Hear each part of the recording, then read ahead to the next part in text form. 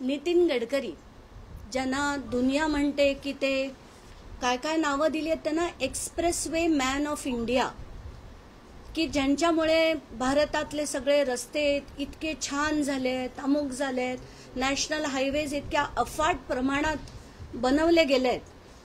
तर हे expressway man, हा एक्सप्रेसवे मॅन काय आहे याचा मोठा खुलासा मी आता करणार आहे. खरं तर मी नितीन गडकरींवर एक मालिकाच करणार आहे.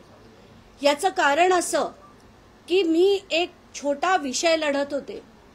एक भांडूपच्या 660 चाळीत, चांगल्या चाळीत राहणाऱ्या लोकांना, ज्यांची घरं ही त्यांची स्वतःची मालकीची होती, त्याच्या खालची जमीन त्यांच्या मालकीची होती, रजिस्टर्ड अग्रीमेंट्स होती, अशा लोकांची जमीन त्या लँडलॉर्डनी पुन्हा एकदा एक अतुल शिरोडकर नावाच्या माणसाला विकली. आणि या अतुल शिरोडकरला फायदा मिळवून देण्यासाठी नितीन गडकरींनी थेट फोन करून AGRCचे अध्यक्ष आधी वळसा नायर आणि त्यानंतर असीम गुप्ता यांना फोन करून खरं तर आपल्या सगळ्यांना माहितीच आहे की SRA हा पॉलिटिशियन्सचा अड्डा आहे. तर हा पॉलिटिशियन्सचा अड्डा, नितीन गडकरी सुद्धा त्याच्यातला एक भाग आहेत. आणि आता स्वतःचं मालकीचं घर असताना त्यांच्या राईट्सला चिरडून नितीन गडकरींनी सगळे कायदे धाब्यावर लावून असीम गुप्तांना भाग पाडलं की त्यांनी एक ऑर्डर जी दिली ती अतिशय चुकीची ऑर्डर होती. एवढंच नाही तर त्याच्यावर एका अधिकाऱ्यांनी डिसेंट लोट सुद्धा लिहिलेली आहे की ही ऑर्डर आहे, ही चुकीची आहे. असं असताना सुद्धा ते राबवून तिथे डिमॉलिशन करणार होते. आणि त्याच्यात मी माझा इगो बाजूला ठेवून, म्हणजे खरं तर नितीन गडकरींविरुद्ध मी 11-12 पासून लढतीये, पण मी माझा स्वाभिमान बाजूला ठेवून नितीन गडकरींना भीक मागायला, की या लोकांना चिरडू नका म्हणून भीक मागायला मी दिल्लीला गेले एप्रिल महिन्यात की हे असं होऊ देऊ नका. त्याच्यानंतर सुद्धा त्यांनी ती ऑर्डर राबवली. 11 सप्टेंबरला आत्ता ती ऑर्डर आली आणि त्यांच्या घरांचं डिमॉलिशन करणार आहेत. हे जेव्हा मला कळलं तेव्हा मी म्हटलं या माणसाला आता अद्दल ही घडलीच पाहिजे. कारण हे जितके पॉलिटिशियन्स आहेत त्यांची हाव इतकी सुटत चालली आहे की आता सगळे कायदे धाब्यावर ते लावतात. वरनं पॉलिटिशियन्सनी अधिकाऱ्यांना फोन केले की अधिकाऱ्यांची हिंमत होत नाही त्या विरुद्ध त्यांची ऑर्डर द्यायची. कायदे बिदे गेले खड्ड्यात. कायदा हा त्यांच्यासाठी नसतोच, पॉलिटिशियनसाठी तर नक्कीच नाही. म्हणून आजपासनं मी असं ठरवलंय की अशा लोकांना धडे शिकवायचे. आज जर गडकरी नसते तर खरं तर आता या प्रकल्पामध्ये सगळे सामील आहेत. मी कोणाकोणाकडे भिका मागितल्या ते तुम्हाला सांगते. आधी सुनील राऊत त्यांच्याशी 2दा बोलले. संजय राऊत त्यांना सामनाच्या ऑफिसमध्ये जाऊन भेटले. नितीन गडकरी त्यांना दिल्लीला जाऊन भेटले. वळसा नायर, असीम गुप्तांना 100 वेळा सांगितलं, 100 वेळा फडणवीसांना सांगितलं, भीक मागितली की ही या लोकांची स्वतःची घरं आहेत, तर प्लीज तुम्ही असं होऊ देऊ नका. तरी पण सगळ्यांची राजकीय गणित असल्यामुळे फडणवीसांनी सुद्धा काही केलं नाही, कारण त्यांचे आणि त्यांचे नागपूरचे संबंध आहेत. म्हणून पूर्णच्या पूर्ण ती आता सध्या स्थितीत अशी आहे. आणि मी हे वॉर्निंग देते सगळ्यांना की आता याच्या पुढे सुद्धा मी ही मालिका अशी चालू ठेवणार, कारण नितीन गडकरी सारख्या व्यक्तीला आता बाहेर ठेवणं फार गरजेचं आहे. सुरुवात अशी करते, आधी एका कंपनीपासून आपण सुरुवात करूया. तर एक कंपनी होती आयडियल एनर्जी प्रोजेक्ट्स नावाची. ती कंपनी स्थापन कोणी केली तर हे त्याचे AOA आणि MOA ही स्थापन केली एका कुटुंबाने. हे कुटुंब, आता मला त्या कुटुंबाबद्दल काही बोलायचं नाहीये, त्यांच्या इतर कंपन्यांबद्दल काही बोलायचं नाहीये, कारण हे लगेच उठून माझ्यावर 100-160 डिफेमेशन केसेस टाकतील. मला प्रत्येक वेळी जर कंपनीचं नाव घेतलं तर ते फक्त एवढ्यासाठी असतं की त्याच्या मागे असणारा राजकारणी जो आहे he is liable for punishment आणि त्याला शिक्षा झाली पाहिजे. तर ही कंपनी बनवली म्हैसकर्स नावाच्या एका कुटुंबाने. आता कोण आहेत हे? त्यांच्या कंपन्यांची नुसती नावांची यादी वाचते. परत मी म्हणते की मला त्यांच्याबद्दल काही बोलायचं नाही, कारण ते बिझनेसमॅन आहेत. पण त्यांच्या बिझनेसमॅनच्या मागे असलेले बिझनेसमॅन पॉलिटिशियन जे आहेत, माझा आक्षेप त्यांच्यावर आहे. त्यांच्या कंपनीची यादी: MEP infrastructures developers limited, ideal road builders, Mhaiskar infrastructure, ideal infoware private limited, MEP infrastructure, ideal energy project ज्या कंपनीबद्दल मी आता बोलणार आहे, ideal hospitality, MEP Chennai bypass, MEP highway solution, MEP Hyderabad Bangalore, MEP IRDP Solapur, MEP Nagargazi, MEP रॉसेल, MEP टोरमॅटो, Mhaiskar landmarks, Raima tollways, Riddhima toll bridge, Raina ventures, Riddhima toll private limited, Baramati toll private limited, MEP infra projects private limited आणि Chitpavan foundation. एवढ्या कंपन्यांमध्ये हे कुटुंब आहे. आणि या कुटुंबांनी काय केलं आता ते बघू. आता त्यांना प्रोजेक्ट्स कुठले कुठले मिळालेत त्याची अख्खी यादीच्या यादी आहे. आता कोणीही काही म्हणण्याआधी की यांना पेपर कुठून मिळतात, वरून मिळतात, इथून मिळतात, तिथून मिळतात, हे सगळा डेटा मी सगळ्या पत्रकारांना ही प्रेस कॉन्फरन्स झाल्यावर कसा शोधायचा ते दाखवणार आहे. हे AI सॉफ्टवेअर्स आहेत, ह्याच्यावरनं तुम्ही हवं ते डाउनलोड करू शकता, तेही मी दाखवणार आहे. आणि शोधण्याचा प्रयत्न हा सगळ्या लोकांनी करावा आणि प्रत्येकाने विरोधी पक्षांनी खास करून हा करावा आणि त्यांच्या विरुद्ध सुद्धा विरोधी पक्षांनी लढावं, असं मी टोमणाने मारत आहे, विनंती करते. आता हे एवढ्याले प्रोजेक्ट्स आहेत. MEP हैदराबाद टोल रोड, त्यांना सगळेच्या सगळे 5 मुंबईचे एंट्री पॉइंट्स, त्यांना वाचूनच दाखवते थोडे quickly. Annuity projects MEP group सबसिडियरीचे Ausa Chakur Loha Waranga, Taluja Mahua, Nagpur ring road bypass, हे सगळे त्यांना प्रोजेक्ट्स मिळालेले आहेत. आता पुढचा टप्पा म्हणजे एक कंपनी आहे जी रस्ते बनवते. ती रस्ते बनवणारी कंपनी एका कंपनीमध्ये पैसे इन्व्हेस्ट करते, त्याच्यात त्यांचं कुटुंब आहे. त्या कुटुंबाबरोबर एक व्यक्ती आहे, नितीन गडकरी, आणि हा 17 मार्च 2008 पासून या कंपनीमध्ये आहे.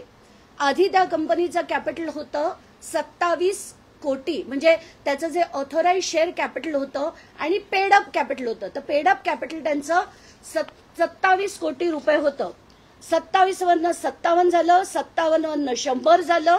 मग त्यांनी परमिशन घेतली 1170 कोटी रुपये वाढवण्याची, म्हणजे बँकांकडनं लोन घेण्याची. मग 100चं 150 कोटी, 150चं 200 कोटी, 200चं 250 कोटी, असं हळूहळू वाढत त्यांचं कॅपिटल 750 कोटी पर्यंत पैसे हे म्हैसकर कुटुंबाने या कंपनीमध्ये टाकले. हे सगळ्या सोप्या भाषेत मी का समजवतेय आणि त्याचा फायनान्शियल जो भाग आहे तो मी नंतरच्या याच्यात घेते, पण सामान्य लोकांना समजण्यासाठी सांगते की एक रस्ते बनवणारी कंपनी त्यांच्या कंपनीमध्ये 27 कोटीपासून इन्व्हेस्टमेंट चालू करते, ती अगदी थेट 750 कोटी पर्यंत घालते. यानंतर ते काय करतात, आता हे जे मी बोलते प्रत्येक गोष्ट पुराव्याने बोलते. हा आहे मेमोरंडम ऑफ असोसिएशन त्या कंपनीचा, आणि त्याच्यात सगळ्या म्हैसकरांचे 10,000 शेअर होते. तसं नितीन गडकरीचे 17 मार्च पासून 10,000 शेअर या कंपनीचे होते, पण याची वाच्यता कुठेही केली गेली नाही. आता याच्यानंतर त्यांच्या एवढ्या वेळा त्यांनी जे वाढवलं, त्यांचं ऑथोराइज शेअर कॅपिटल जे होतं 27 कोटीवरनं 750 कोटी, त्याचा हा सगळा पुरावा. हे त्यांनी केलेले राईट्स इश्यू, म्हणजे ज्यांनी हळूहळू ते कसं वाढवलं, हे त्याचा पूर्ण पुरावा. त्यांची झालेली शेअर अलॉटमेंट, म्हणजे जे शेअर दिले गेले कुठल्या कुठल्या कंपन्यांना दिले गेले, तर आयडियल टोल इन्फ्रास्ट्रक्चर आणि MEP इन्फ्रास्ट्रक्चर या दोन्ही कंपनींनी म्हैसकर कुटुंबासकट, म्हणजे जेव्हा त्यांनी ठरवलं की आपण आता लोन घ्यायचं आहे, ते लोन कोणाकडनं घेतलं, तर त्यांच्याच दुसऱ्या टोलच्या कंपन्यांकडनं, कारण आपल्या सगळ्यांना माहितीये त्रासलोय आपण या टोलला, जिथे जावं तिथे आपल्याला टोल त्यांच्या घशात घालावा लागतो. तर ही टोलची जी कंपनी आहे अख्ख्या देशभरातल्या, त्याच्याबद्दल मी आत्ता बोलतीये. आता ह्या कंपनीनी पुढे काय केलं, त्यांनी वेगवेगळ्या बँकांकडनं लोन घेतलं. आता त्या कुठल्या बँका आहेत ते मी तुम्हाला वाचून दाखवते. कॅनरा बँककडनं 828 कोटी, कॉर्पोरेशन बँककडनं 577 कोटी आणि 2-3 इतर बँका होत्या. त्यांचं जे लोन होतं ते सुरक्षा ॲसेट रिकन्स्ट्रक्शन कंपनीनी त्यांच्याकडे घेतलंय. ARC नावाचा प्रकार आहे, तो मी माझ्या पुढच्या टप्प्यात तुम्हाला पूर्ण एक्सप्लेन करेन. नंतर bank of Baroda, union bank, असे टोटल 3188 कोटी रुपये त्यांनी बँकांचं कर्ज घेतलं. आता आपण जेव्हा बँकांचं कर्ज घेतो, आपण त्यांचं EMI भरतो. जर 2 EMI आपले चुकले तर काय होतं आपल्याला सगळ्यांना माहितीये. आधी बँका आपल्याकडे लोक पाठवतात, धमक्या देतात, काय काय करतात. पैसे भरले नाही तर घरावर जप्ती येते, गाडीवर जप्ती येते, मोटरसायकलवर जप्ती येते. पण हे विद्वान महाशय जे आता मंत्री आहेत सेंट्रल गव्हर्नमेंट मधले, ते काय करतात बघा. त्यांनी असं मस्त प्लॅन काय केला की आता आयडियल मधनं पैसे, म्हणजे त्यांच्या त्या म्हैसकरांच्या सगळ्या कंपन्यांमधनं पैसे हे आयडियल प्रोजेक्ट मध्ये आले आणि त्यांनी एक बेला नावाच्या गावात नागपूरच्या जवळ तिथे त्यांनी एक पॉवर प्रोजेक्ट चालू केला. त्याच्या 2 पैकी एक सुरू झाला, दुसरा सुरू झाला नाही. आणि तो दाखवलं की त्याच्यामुळे आम्ही बँकरप्ट झालो. आम्हाला PPA म्हणजे लॉंग टर्म जे वीज विकण्याचे जे कॉन्ट्रॅक्ट आहे ते मिळालं नाही. आम्हाला वीज विकण्याचं कॉन्ट्रॅक्ट नितीन गडकरींना जे मंत्री आहेत त्यांना मिळालं नाही. असं शक्य तरी आहे का? पण तसं दाखवलं गेलं पेपरवर आणि पेपरवर दिवाळं वाजलं असं सांगून त्यांनी NCLT मूव्ह केलं आणि NCLT दाखवलं की आमचं दिवाळं वाजलंय, आता आमच्याकडे पैसे नाहीयेत, बँकांना द्यायला पैसे नाहीयेत, म्हैसकरांकडे बिलकुल काही पैसे नाहीयेत. म्हैसकर ज्यांच्याकडे कमीत कमी 1 लाखाच्या वर कदाचित कोटीचे आता ऑनगोईंग कॉन्ट्रॅक्ट्स असतील, त्यांना 3000 कोटी बँकांचे देण्यासाठी नाहीयेत असं सांगितलं तर किती लोकांना पटेल. पण NCLTनी ऑर्डर पास केली आणि त्या ऑर्डरमध्ये असं दिलं की आपण बिड्स बघूया. बिड कोण भरतं तर मानस ॲग्रो नावाची कंपनी, आणि ते काय देतं, 3188 कोटीच्या लोनच्या समोर ते 299 कोटी रुपये हे सेटलमेंट म्हणून सांगतात. 3188 म्हणजे जवळजवळ 3200 कोटीच्या ऐवजी 300 कोटी देतात.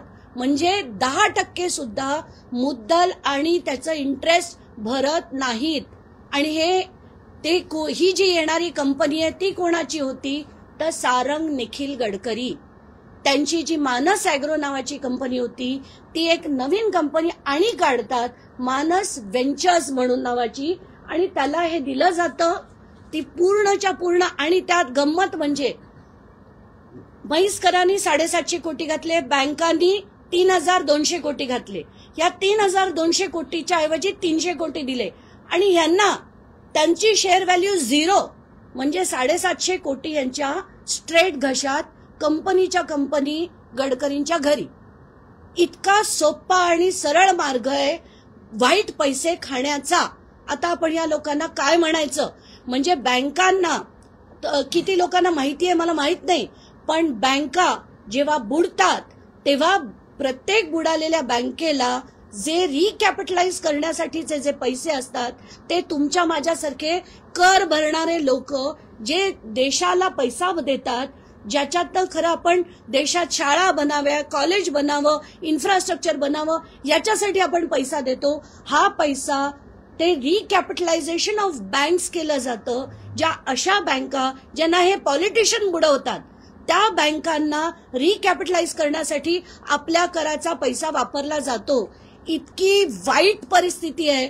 आता त्याचा तर पुढचा तुम्ही एक एक धक्कादायक हे ऐका. म्हणजे 388 कोटीला त्यांनी फक्त आणि फक्त 299 कोटी दिले. म्हैसकरांचा शेअर झाला 0, म्हणजे म्हैसकरांनी डायरेक्टली जे पैसे गडकरींच्या मुलाला निखिलला आधी दिलेले होते ते आता सारंग आणि निखिल दोघांना मिळणार आणि कायद्याने दिले गेले, एनसीएलटीच्या ऑर्डरनी दिले गेले. आता एनसीएलटीत पण किती फोन गेले असतील हे मी सांगण्याची गरज नाही. आता त्याच्या पुढचं ही ती एनसीएलटीची अख्खी ऑर्डर आणि त्याच्यापैकी एक भाग मी तुम्हाला वाचून दाखवते. म्हणजे 1 मार्च 2022ला आत्ता ही एनसीएलटीची ऑर्डर आली आहे. मीटिंग लगेच घेतली जाते 25 मार्चला की आता एनसीएलटीची ऑर्डर आली आहे. त्याप्रमाणे म्हैसकरांचा शेअर आपण आता 0 करून सगळं कायद्याने आता आमच्या हवाले करा. त्याच्यातला एक महत्वाचा भाग मी वाचून दाखवते. The present paid up capital of the company is 696.81 crore consisting of so many shares shall stand extinguished. म्हणजे त्या कंपनीचा म्हैसकरांचा शेअर आता संपला. And they will cease to own the share of the corporate debtor without any further act, deed or instrument. असं ideal project वर लिहिलं जातं आणि हे पूर्णच्या पूर्ण मानसच्या नावाने दिले जातं. मग पुन्हा आता मानस पॉवर व्हेंचरनी घेतल्यानंतर पुन्हा ते सगळं सुरू, पुन्हा बँकांकडनं लोन रेस करणं सुरू. आणि ही मानस पॉवर व्हेंचर ही मानस अॅग्रोची सबसिडियरी, मानस अॅग्रो ही सियान अॅग्रोची सबसिडियरी. आता सियान अॅग्रो बद्दल म्हणजे जसं मी म्हटलं मला मालिकाच करायची आहेत. मी तब्बल यांच्यातल्या फिरवलेल्या कंपन्या आणि त्यांच्या फिरवलेले पैसे अशा 108 कंपन्या आणि 273 लोक ज्यांनी याच्यात पैसे घातलेत असे 273 यांचे डायरेक्टर्स पैसे घातलेत किंवा काय काय सहभाग दिला याची अख्खी मालिकाच करेन मी. आता त्याच्यातला सगळ्यात आणि एक मोठा खुलासा म्हणजे आत्ताच्या घटकेला 2017 मध्ये यांच्याच सरकारने एक कायदा आणला होता ज्याला इनसॉल्व्हन्सी बँक्रप्सी कोड म्हटलं जातं.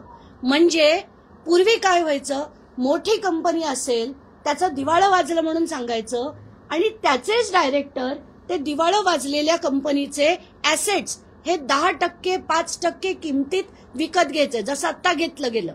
म्हणजे दिवाळं वाजलं मोठ्या 4000 कोटीच्या कंपनीचं आणि विकत किती घेतली त्यांनी 300 कोटीला. तोच प्रकार होऊ नये म्हणून सेंट्रल गव्हर्नमेंटनी या आयबीसी कायद्यामध्ये अमेंडमेंट आणली होती. काय अमेंडमेंट होती ती?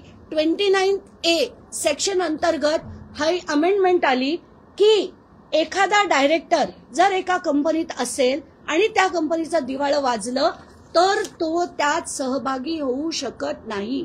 आणि असा कायदा असताना दुसरी कंपनी उभी केली गेली, मानस पॉवर व्हेंचर.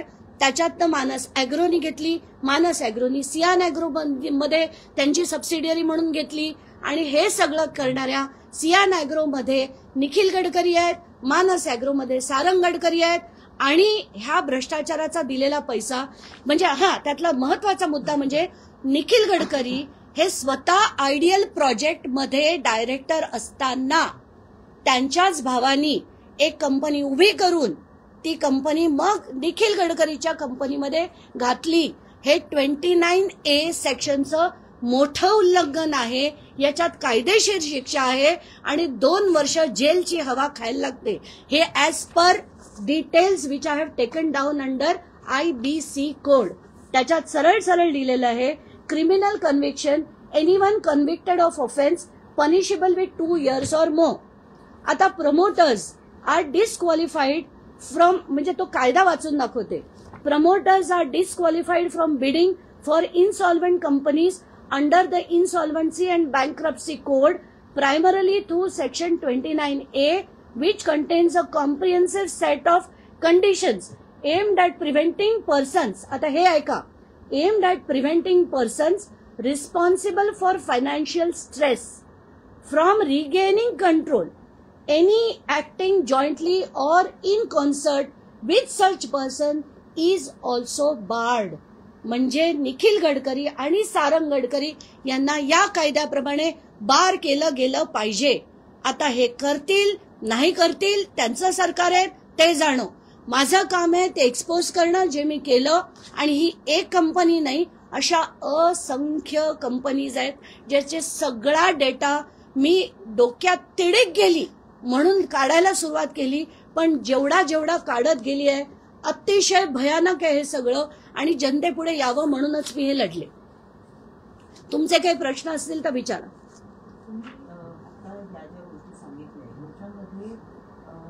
कायदेशीररित्या एका प्रकरणातलं तुम्ही सांगितलं की कायदेशीररित्या कुठल्या पद्धतीच्या शिक्षा होऊ शकतात. हे जे नियम आहेत, कुठल्या कुठल्या नियमांचे या सगळ्या कंपन्यांमध्ये आतापर्यंत उल्लंघन झालेलं आहे आणि त्या अंतर्गत काय कारवाई? त्याच्यात खरं तर आयडियल प्रोजेक्ट्स नावाची, आयडियल एनर्जी प्रोजेक्ट्स नावाची जी कंपनी आहे ती जर टोल्समध्ये रस्ते बनवण्यात पदोपदी जर असेल तर अशा कंपन्यांना रस्त्यांचे कॉन्ट्रॅक्ट जे व्यक्ती देतो तो त्याच्या मुलाच्या कंपनीमध्ये आर्थिक नफा मिळवून देतो. हे सरळ ऑफिस ऑफ प्रॉफिट आहे. तर या अंतर्गत त्यांच्यावर खरं तर कारवाई झाली पाहिजे. मंत्रिपदाची शपथ घेताना मी मला स्वतःला किंवा माझ्या परिवाराला कुठल्याही प्रकारचा आर्थिक नफा मिळवून देणार नाही अशी जी आहे या कायद्यानुसार सुद्धा त्यांना त्यांच्या मंत्रिपदावरनं बेदखल करणं गरजेचं आहे. एवढंच नाही तर तिसरं म्हणजे जसं मी म्हटलं की जो आयबीसी कायदा आहे त्याच्या सेक्शन 29A अंतर्गत त्यांच्यावर क्रिमिनल कंप्लेंट लॉज होऊन त्यांच्यावर क्रिमिनली ऍक्शन झाली पाहिजे. एवढंच नाही, त्यांची ही ज्या सगळ्या कंपन्यांचे मी तुम्हाला बोलले, या तिन्ही कंपन्या मानस व्हेंचर, मानस अॅग्रो आणि सियान अॅग्रो, या सगळ्या गोष्टींचा सुद्धा त्यांच्यावर कारवाई झाली पाहिजे. आत्ताच्या घटकेला मला तुम्हाला सगळ्यांना तेच दाखवायचं की यांचे जेवढे शेअर आहेत, सियान अॅग्रो नावाच्या कंपनीचे शेअर आणि त्याच्याबद्दल तर प्रचंड मोठे खुलासे आहेत, पण ते मी आधी सेबीला त्याची रीतसर कंप्लेंट लिहिणार आहे आणि मग ते काढणार आहे. एवढंच नाही तर यांनी जे मनी लॉन्ड्रिंगचे जे फिरवलेले पैसे आहेत एका कंपनीतनं दुसऱ्या कंपनीत, आणि मला आणि एक महत्वाचा मुद्दा सांगायचा आहे, एक जे कोलकात्याला बसून भुजबळांसाठी करायचे त्यांचे छोटे भाऊ, दुसरे भाऊ हे आता गडकरींसाठी हे पैसे फिरवीचे धंदे करतायत आणि त्यांना थेट नागपूरला बोलवून घेतलं होतं. सगळ्या गोष्टी ज्या होत आहेत त्याचा देखील खुलासा मी टप्पा बाय टप्पा आता करणार आहे. ही त्याची जसं मी म्हटलं मालिकाच सुरू केली आहे, आजपासून त्याची सुरुवात आहे. तुम्ही म्हणालात की ज्या कंपन्या होत्या त्यांनी जवळपास 3200 कोटी रुपयांचं कर्ज हे राष्ट्रीयकृत बँकांकडून घेतलं आणि त्याची सेटलमेंट अमाऊंट केवळ 299 कोटी रुपये होती. तर त्यांनी सरकारचे किंवा राष्ट्रीयकृत बँकांचे सामान्य माणसाचे 2900 कोटी रुपये बुडवले असं तुमचा आरोप येतात. सरळ म्हणजे 3200 कोटी ज्या बँकांचे होते, देणं होतं ज्याच्यात मुद्दल होती आणि काही व्याज होतं, ते दिले नाहीत आणि ते 300 कोटीला सेटल केले. याचा थेट अर्थ असा होतो की त्यांनी तेवढे बँकांचे बुडवले आणि दोन्ही कंपन्यांमध्ये त्यांची दोन्ही मुलं होती. म्हणजे एका कंपनीत निखिल, दुसऱ्या कंपनीत सारंग, आणि त्यांनी थेट खोटं दाखवून, त्यांनी कंपनी बंद आहे असं दाखवून एनसीएलटीची ऑर्डर घेऊन हे सगळं केलंय. ही फसवेगिरी आहे आणि यासाठी त्यांच्यावर ऍक्शन झाली पाहिजे. नितीन गडकरी आणि नितीन गडकरी यांनी आर्थिक फसवणूक केली आहे असं एकंदरीत तुम्ही मला सांगायचं की या प्रकरणात नाही, पूर्णपणे त्यांनी आर्थिक फसवणूक लोकांची केली. लोकांच्या डोक्यावर असे रोडवेज थोपवले, एवढंच नाही तर टोल्स थोपवले आणि त्याच्यातनं मिळालेला पैसा हा आयडियल मध्ये आला. आयडियल मधला त्यांच्या दोन्ही मुलांच्या कंपन्या, त्यांना ते एक थेट कंपनी बनवून त्यांच्या मुलांच्या हातात हवाले केली गेली, असाच माझा थेट आरोप आहे. सरळ प्रश्नच नाही. PMLA सगळ्या ऍक्ट त्याच्यावर इन्वोक होतील, याच्यावर ऑफिस ऑफ प्रॉफिट इन्वोक होईल. आयबीसी कायद्याअंतर्गत तर जेलमध्ये गेले पाहिजेत. तुम्ही तिथं इकडे या, मला ते दाखवायचं की हा लढा कशामुळे सुरू झाला ते, पण त्या गेटनी आत या, इथे या. पंतप्रधान म्हणतात की न खाऊंगा न खाणे दूंगा, मग इतके मोठे केंद्रीय मंत्री आणि इतका जर सगळा कारभार होत असेल तर असं का होतं असं मला वाटतं. दोन्ही हातांनी त्यांचे मंत्री खातायत आणि आत्ताच्या घटकेला जे मी नितीन गडकरींचा दाखवलंय ही एक कंपनी दाखवली. अशा असंख्य कंपन्यांच्या इथेनॉल आणि रोड्स मध्ये किती, प्रत्येक जो किलोमीटर वाईज रोड होतोय, प्रत्येक कॉन्ट्रॅक्ट मागे कोण कोण आहेत, यांच्या कंपन्यात हे कसे येतात, या सगळ्या गोष्टीचा, जसं मी म्हटलं 128 कंपन्यांचे डिटेल्स मी काढलेत. हे सगळे कंपनी बाय कंपनी मी अख्खी मालिका चालवली तर वर्ष पुरेल. आणि जर मोदी म्हणत असतील की ना खाऊंगा ना खाणे दूंगा, त्या स्टेटमेंटलाच काय म्हणावं मला कळत नाहीये. E20वर आता खूप लोक चर्चा करतात, त्याच्यावर तर प्रचंड मोठे खुलासे करणं बाकी आहे. पण जसं मी म्हणते, ही आज मी केलेली सुरुवात, कारण ज्याला express way man of India म्हटलं जातं, त्यांचा गौरव केला जातो, तो माणूस प्रत्येक किलोमीटर मागे पैसे खातोय, त्यांच्या टोलमध्ये पैसे खातायत. ही जी सगळी माणसं आहेत, ही भांडूपची जी चाळीचा विषय होता, त्यांच्यासाठी मी लढत होते आणि ते थेट नोव्हेंबर 23 पासनं 11 सप्टेंबरला करत होते. त्यांची ऑर्डर 11 सप्टेंबरला आली आणि मला असं वाटतंय की आता म्हणून मी त्यांच्यासाठी म्हणून ती 11 सप्टेंबरला ऑर्डर आणली. आणि मला वाटतंय की परमेश्वर कुठेतरी आहे, म्हणूनच हे सगळं आता त्यांचं यांची ऑर्डर येणं, तेव्हाच त्या सियांचं येणं, तेव्हाच ते येणं, हा केवळ एक परमेश्वराने घडवून आणलेला योगायोग नाही म्हणतायत. नितीन गडकरींच्या पापांचा घडा भरलाय म्हणून हे सगळं होत आहे, असं माझं स्पष्ट सांगणं आहे. गेल्या काही वर्षापासून सातत्याने या विषयावरती लढत आहे. नितीन गडकरी केंद्रातले वजनदार मंत्री आहेत, तुम्ही देखील गेल्या काही वर्षापासून सातत्याने लढताय, पण कंपन्या कंत्राट मिळतच जात आहे, काही त्यात घडताना दिसत नाही. मला सरळ सरळ आज हे म्हणायचंय की एवढं होत असताना सरकारच्या यंत्रणा काय करतायत हे जर मी शोधू शकते तर ईडी सीबीआय शोधू शकत नाहीत, त्यांच्यावर कारवाई करू शकत नाहीत. आणि तुम्ही जेव्हा देशाला आश्वासन देता की ना खाऊंगा ना खाणे दूंगा, हे अडाणी अंबानी अमुक सगळे जे आमच्या डोक्यावर थोपवलेत, आणि त्यात तुमचे सगळे मंत्री जे स्वतःची ताकद वापरून बँकांकडनं एनसीएलटी कडनं हव्या त्या ऑर्डर घेत आहेत, टोल येऊन आमच्या डोक्यावर थोपवतात. का भरायचा आम्ही टोल? आम्ही आधीच कर भरतोय ना, आम्ही कर भरतोय. उठता बसता प्रत्येक गोष्टीत road tax, sales tax, GST सगळे टॅक्सेस भरतोय. वर आमच्या डोक्यावर टोल तुम्ही का थोपवताय? कारण आम्ही जो पैसा देतो तो देशाचं इन्फ्रास्ट्रक्चर बनवण्यासाठी देतो, आणि ते तुम्हाला बनवत नसेल. आणि अशी जे so called BOT model, TOT model, 2 models आहेत त्यांची. BOT model, build operate and transfer, TOT model, toll operate and transfer. अरे काय चालवलंय हे? बास करा आता हे सगळं.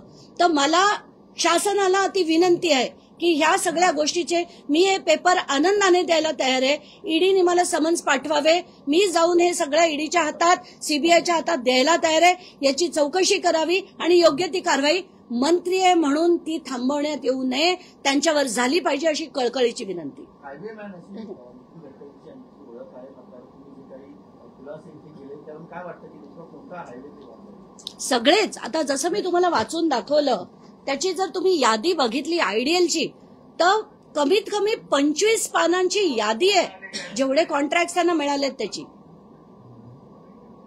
धन्यवाद.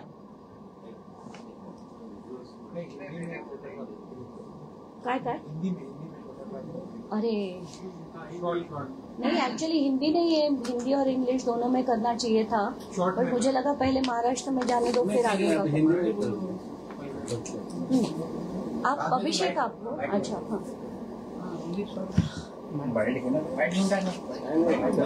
नाही नाही बाईट नको त्यांना, मला हरकत नाही. पण हे केंद्रीय मंत्री आहेत ना ते.